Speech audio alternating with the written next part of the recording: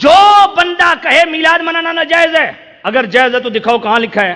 اس کے لیے جواب کہ ہر چیز لکھی نہیں ہوتی، جس طرح میں نے پہلے عرض کرتی، سنو، حرمت علیکم امہاتکم وبناتکم واخواتکم وعماتکم وخالاتکم وبنات الاخ وبنات الاخت وامہاتکم اللاتی ارضعنکم واخواتکم من الرضاعۃ وامہات نسائکم وربائکم اللاتی فی خجورکم من نسائکم اللاتی دخلتم بہن فإن لم تکونوا دخلتم بہن فلا جناح علیکم وخلائل ابنائکم الذین من اصلابکم وان تجمعوا بین الاختین۔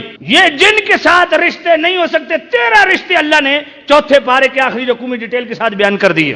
فرمایا ماں کے ساتھ نکاح نہیں ہو سکتا، بیٹی کے ساتھ نہیں ہو سکتا، بہن کے ساتھ نہیں ہو سکتا، خالہ کے ساتھ نہیں ہو سکتا، بنات الاخ و بنات الاخت بھتیجیوں کے ساتھ بھی نہیں ہو سکتا، وبنات الاخت بھانجیوں کے ساتھ بھی نہیں ہو سکتا، وامہاتکم اللاتی ارضعنکم جو رضائی مائیں ہیں جن کا تم نے دودھ پیا ہے۔ ایک حقیقی ماں ہوتی ہے، ایک رضائی ماں ہوتی ہے جس کا تم نے دودھ پیا ہوتا ہے، جو دہی جس کے لیے ٹرم استعمال ہوتی ہے، اس کے ساتھ بھی نہیں ہو سکتا۔ وَأَخَوَاتُكُم مِّنَ الرَّضَاعَةِ رضائی بہن کے ساتھ بھی نہیں ہو سکتا۔ وَأُمَّهَاتُ نِسَائِكُم تمہاری بیوی کی ماں یعنی ساس کے ساتھ بھی نہیں ہو سکتا۔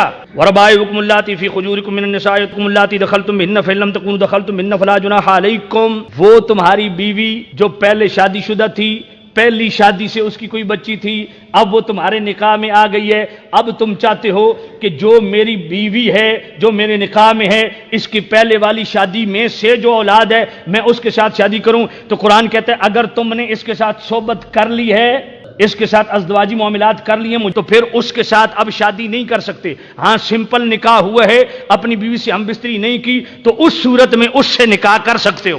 اگر خلوت صحیح ثابت نہیں، سمپل نکاح، تو پھر اپنی بیوی کی پہلے والی شادی سے ہونے والی بیٹی سے شادی کر سکتے ہو۔ اگر یہاں صحبت کر لی ہے پھر اس سے نہیں کر سکتے۔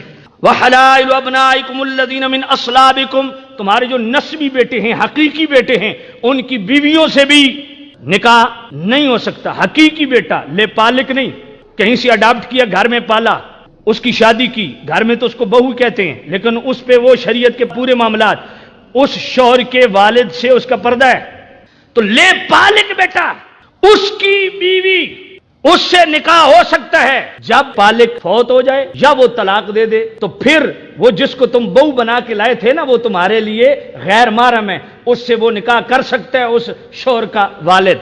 اسی طرح میرے کریم نبی کے لے پالک بیٹھے تھے حضرت زید، انہوں نے طلاق دی، میرے کریم نبی نے شادی کی یا نہیں کی؟ یہ تو سنت سے ثابت ہے۔ اور جناب والا وَأَن تَجْمَعُوا بَيْنَ الْأُخْتَيْنِ ایک نکاح میں دو بہنوں کو اکٹھا کرنا، تو یہ 13 رشتے اللہ پاک نے ڈیٹیل کے ساتھ گنوا دیے، کہا ان کے ساتھ نہیں ہو سکتا، اور جن کے ساتھ ہو سکتا ہے ان کا ذکر نہیں کیا۔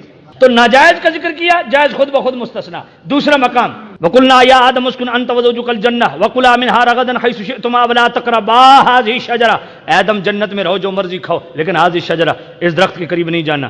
تو جو جائز تھا قرآن میں کہیں نہیں کہ آدم یہ انگور کھا لینا، یہ کیلا کھا لینا، یہ سیب کھا لینا، یہ شہد پی لینا، یہ جناب دودھ پی لینا، یہ جنت کی نعمت، یہ جنت کی نعمت، یہ بھی تیرے لیے نہیں، کسی کا بیان نہیں۔ جو جنت میں جس کے قریب نہیں جانا تھا اس کا ذکر کر دیا، تو ناجائز کا ذکر کر دیا، جائز خود بخود مستثنا۔ تو جناب قرآن سے اصول مل گیا کہ ناجائز کے لیے دلیل کی ضرورت ہے، جائز کے لیے نہیں۔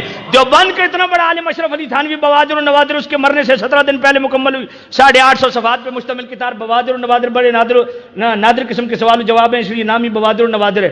اس میں ایک جگہ پوچھا گیا اشرف علی تھانوی سے کہ جناب ایریا وائز نظم و نقش سنبھالنے کے لیے اللہ نے ایریا وائز ولیوں کی ڈیوٹیاں لگائی ہیں، یہ جائز ہے؟ کہتا ہے اس کے جائز ہونے کی دلیل یہ کہ ناجائز ہونے کی دلیل نہیں۔ کہا حرم مکہ اور حرم مدینہ میں سائے کے لیے درخت لگانا جائز ہے؟ کہا اس کے جائز ہونے کی دلیل یہ کہ ناجائز ہونے کی دلیل نہیں۔ کہا جناب والا خوبصورت وہ نالین شریف کا نقشہ فوٹو اس میں خوبصورت رنگ بھر کے بطور برکت لوگوں میں تقسیم کیے جاتے ہیں، یہ جائز ہے؟ کہا اس کے جائز ہونے کی دلیل یہ کہ ناجائز ہونے کی دلیل نہیں۔ تو ناجائز کے لیے دلیل کی ضرورت ہے، جائز کے لیے دلیل کی ضرورت نہیں۔ آپ پوچھیں جی میلاد منانا کہاں ثابت ہے؟ وہ تو بہت کچھ ثابت میں نے کر دیا، میں نے کہا ثابت نہ ہو تب بھی جائز ہے کیونکہ اس کے ناجائز کی دلیل نہیں۔ جی جھنڈے کہاں لکھے ہیں؟ میں نے کہا وہ دلیلیں تو اپنی جگہ پہ ہیں، وہ دی بھی ہیں، دیتے بھی رہیں گے انشاءاللہ، لیکن جھنڈا کہاں لکھا ہے ناجائز ہے؟ تو ناجائز کے لیے دلیل کی ضرورت ہوتی ہے، جائز کے لیے دلیل کی ضرورت ہے۔ تم میلاد کو ناجائز کہتے ہو، کہاں لکھا ہے؟ سوال یہ بنتا ہے۔ تم جھنڈیوں کو ناجائز کہتے ہو، کہاں لکھا ہے؟ تو ناجائز کے لیے دلیل کی ضرورت ہے۔ جائز کے لیے دلیل کی ضرورت نہیں.